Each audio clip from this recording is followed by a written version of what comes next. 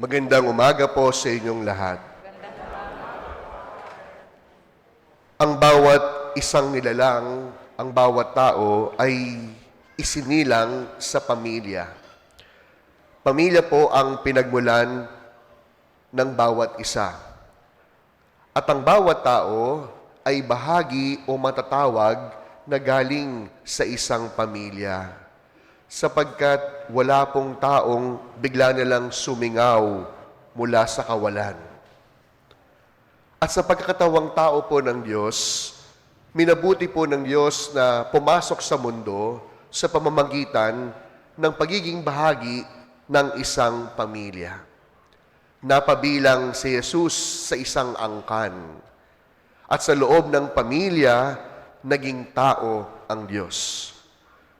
Makikita po natin na ang Diyos para sa pamilya at ang pamilya ay para sa Diyos.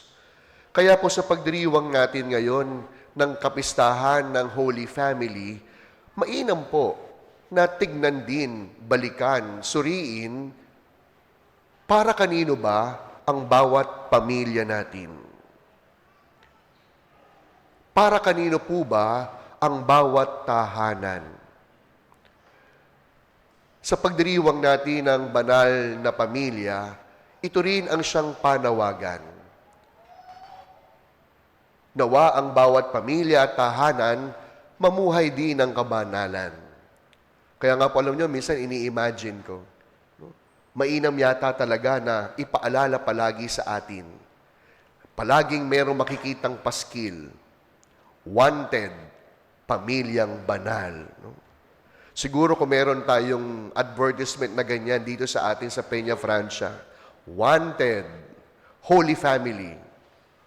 Makakapag-apply po kaya tayo. Kaya ngayon, ang tanong, paano po ba maging banal yung ating sariling pamilya?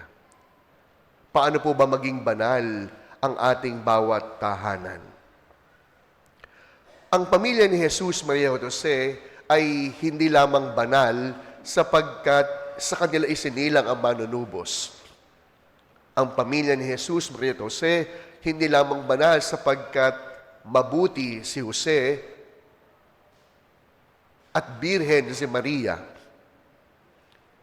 Ang pamilya ni Jesus ay banal sapagkat una't higit sa lahat, sila ay pinabanal ng pag-ibig.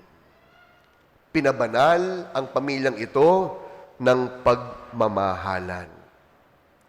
At ito po ang siyang unang hamon kung paano natin gagawing banal ang ating sariling tahanan. Mamuhay ng may pagmamahalan.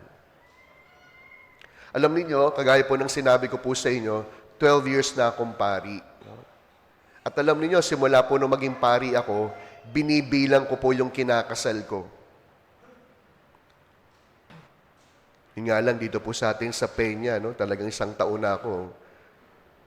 Nakakatatlo o 4 pa lang yata ako ng kasal. Maliban po dun sa mga kasalang bayan, konti lang po yung nagpapakasal po sa atin dito sa Peña. Dito sa atin, mas marami ang live-in. Mas marami ang hindi kasal. Pero minsan magugulat ako, pumipila sa komunyon. Ano po yung kwento ko? In my 12 years as a priest, binibilang ko po yung kinakasal ko. At alam nyo, on this date, nakaka-336 na po ako. 336. Bakit ko po binibilang? I firmly believe as a priest, my responsibility with the couple that I have officiated their wedding would not stop on the day of their marriage. Kaya alam niyo, doon sa 336, halos kalahati nun, ako po ang nagbinyag sa kanilang mga unang anak. Imagine, ako nagkasal, ako nagbinyag, at alam niyo, halos 1/4 noong 336, ako po ang nag-bless ng kanilang mga unang tahanan. Kaya alam niyo, bilang isang pari, doon ko po talaga lubhang nauunawaan, I may be single, but I am not lonely. I may be single, but I am not alone. Bakit? Sapagkat bilang pari, bahagi ako ng 336 na pamilya na aking nakilala. At alam nyo, kahit po dito sa atin sa Peña Francia, kapag nagbabalik tanaw po ako sa mga parokyang pinanggalingan ko, nagsimula ko lang naman maging kaibigan yung sakristan. And eventually, yung sakristan, nakilala ko yung kanyang lola. At yung lola, kalaunan, pinakilala ko sa kanyang mga anak. Kaya yung kalaunan, yung naging kakilala ko sa parokya, buong pamilya. At alam nyo, yun po isa sa mga joys ko bilang pari. Sapagkat hindi ko man kayang baguhin ang mundo sapagkat wala akong balak gawin yon. Masyado po akong busy. Pero naniniwala ako na meron po akong 336 na pamilya na pwede kong gabayan. Meron po akong mga pamilyang kaibigan sa parokya na pwede ko pong makasama. Ganun po kahalaga ang pamilya sa ating pamayanan at simbahan. Kaya ang unang panawagan, paano ba maging banal? Ang lagi kasi nating iniisip kapag banal, nakaluhod, nakapikit, magkadaop ang kanyang mga palad. Pero ang kabanalan ay makikita sa unang pagbasa. Ano po ang sabi? Ang nagmamahal sa magulang, nagbabawas ng kasalanan. Ang nagpaparangal sa magulang, parang nag-iimpok ng kayamanan. Hindi ko alam kung napansin ninyo. Ito lamang pong batas na ito ang siyang may kapalit. Yung pong 10 utos, no?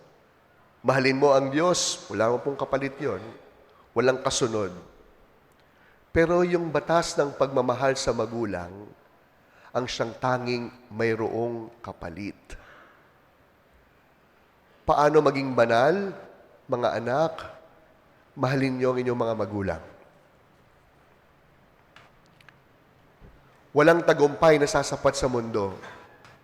Kung nakamit mo ang iyong tagumpay, hindi mo naman nirerespeto ang iyong nanay at tatay. Tabi-tabi, may mga anak, ang daming tinetext sa mga barkada, kumain na you? Where na you? Pero yung simpleng mabati ang magulang sa cellphone, hindi kaya. Yung mga anak na naririto, when was the last time you told your parents, I love you? Minsan po, kinikilabutan ako kapag naririnig ko po yung mga tao nag-i-speech. Sasabihin, hindi ko po laging sinasabi sa iyo, Toma, pero I love you. Alam mo naman palang hindi mo laging sinasabi, pero bakit hindi ginagawa?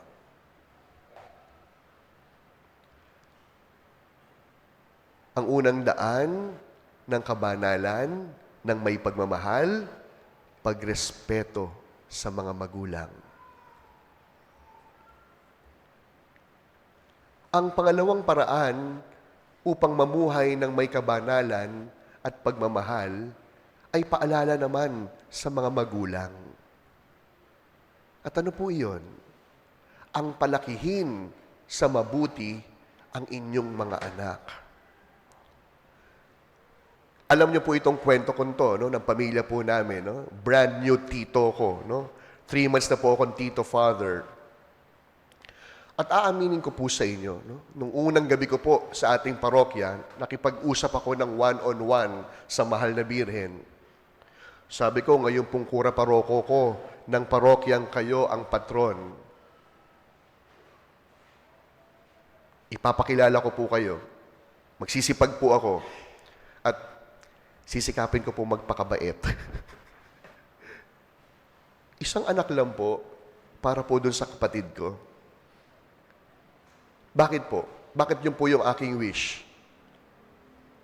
Sapagkat naniniwala po ako na magiging mabuti silang magulang. Hindi dahil kapatid ko siya, kundi dahil pareho kami ng magulang na nagpalaki sa aming dalawa.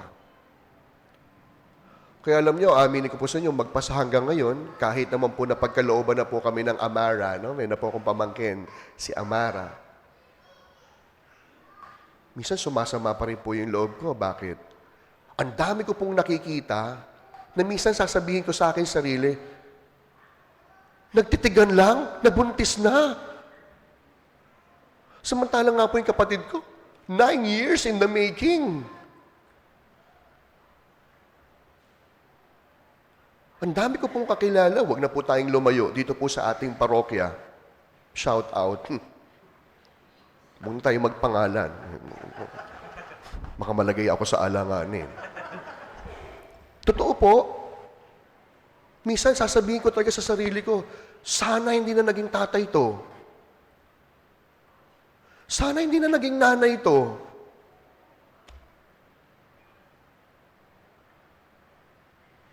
Kaya mga magulang na naririto,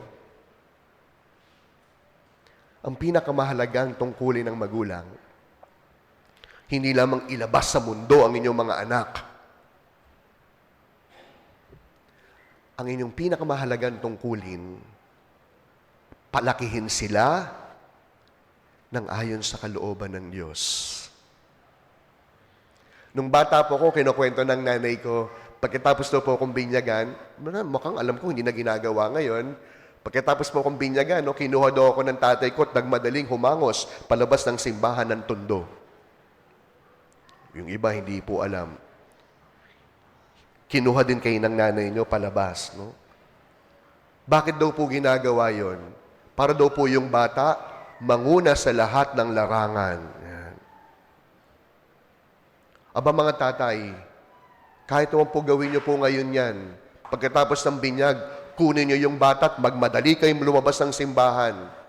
Kung yung tatay naman makakalimot sa kanyang responsibilidad bilang haligi ng tahanan, baliwala. Kaya pansinin ninyo, pag yung mga bata, pag mayroong ginagawang kalokohan, o kaya yung mga batang nasa lansangan, ano po unang sinasabi ng mga tao? Nasaan ba yung magulang nito?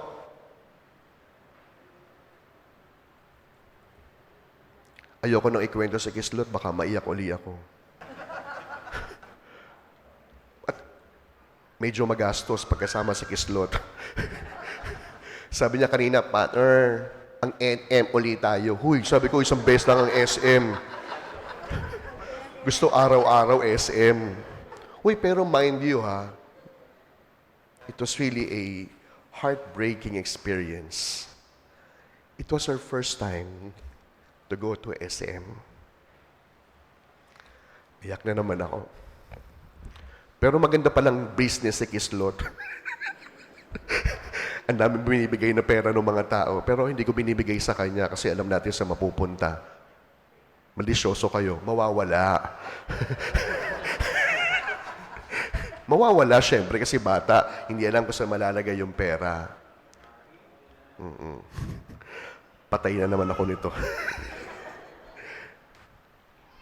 At yun ang paalala ng buhay kabanalan bilang isang pamilya. Pero aminin natin, na kapag pumapasok yung salitang pamilya, ang unang pumapasok sa isip natin, kumpleto. Kapag pinag-uusapan yung salitang pamilya, ang lagi natin naiisip, masaya. Pero, hindi natin pwede ipagkaila na marami po tayong kakilala na nasira ang buhay dahil mismo sa pamilya. Marami tayong kakilala na mismong hindi naabot ang pangarap kahit pa sa loob ng tahanan. Kaya, ano po yung panawagan? Mamuhay sa pagpapatawaran. Because forgiveness is another word for love. And the best way to love is the way of forgiveness. Ano pong magagawa natin? Hindi pwedeng piliin ang pamilya Ang pamilya natin ngayon, ito ang biyaya sa atin ng Diyos, mahirap man nating makita. Nung isang araw po, meron po kaming inatin ng family gathering. Although hindi ako nakasama sapagkat nandito po ako sa simbahan, no? Yung mga kapatid ko na lang po at nanay, tatay ko. Sabi ko po dun sa mga kapatid ko, magpa-games kayo. Agawan ng lupa. Mga ganyan. Aminin nyo, no? Hindi man perfecto yung pamilya namin, no? Agawan ng lupa. Sabi ko, magpa-games kayo. O kaya naman, ungkatan ng pass. Yan. Pwede rin, hilahang pababa. Pwede niyong laruin yan sa mga family reunion. Pero simple lang naman po yung aking paalala. No? Kaya siguro merong Pasko, hindi lamang upang pumarty. Kaya siguro may Pasko upang pagsamahin ang mga pamilyang pinaglayo ng sugat at sakit. Kaya siguro may Pasko upang pagsamahin ang mga magkakapamilyang pinaglayo ng sama ng loob. Pasko pa naman, hindi pa tapos ang panahon ng Pasko, sa mga may pamilyang pinagdaraanan, kung ating paghahawakan lamang yung ating alam, kung ano ang gusto natin, kung anong hawak nating katotohanan, hindi po tayo magkakasundo. Pero kung ating tutularan ng pamilya ni Jesus, banal sapagkat piniling magpatawad, banal sapagkat piniling maglingkod, banal sapagkat pinuno ng pagpaparangal at pagmamahalan, yung pamilya natin magiging banal din. Kaya sa pagpapatuloy po ng ating pagdiriwang, muli ko pong binibigay sa inyo ang isang imaginary advertisement. Wanted, pamilyang banal. Wanted, Holy Family. Sana ang bawat taga-Peña makapag-apply sa paanyayang ito. Hindi man perpekto yung ating pamilya. Marami man tayong kahina at kapintasan, pero pwede tayong pabanalin sa pamamagitan ng ating pagmamahalan. Sa misang ito, ipagdasal po natin ang lahat ng pamilya sa ating parokya. Ipagdasal natin yung ating sariling pamilyang pinanggalingan. Hindi man natin mapantayan o maabot ang uri ng kabanalang inaasahan sa atin, sapat na pong subukan ngayong panahon ng Kapaskuhan. Magpatawad, maglingkod, gumalang, makaalala. Nang sa gayon, ang ating pamilya, marami mang kahinaan, kakulangan, pero pwedeng kayang mamuhay ng may kabanalan. At ito ang siyang ating panalangin para sa misang ito. Nakagaya ng pamilya ni Jesus, Maria at Jose, ang ating bawat pamilya, mamuhay ng may pag-ibig, maglingkod sa bawat isa, magpatawaran at magparangal sa mga magulang at kapatid upang tayong lahat makapag-apply sa isang paanyaya. Wanted, pamilyang banal.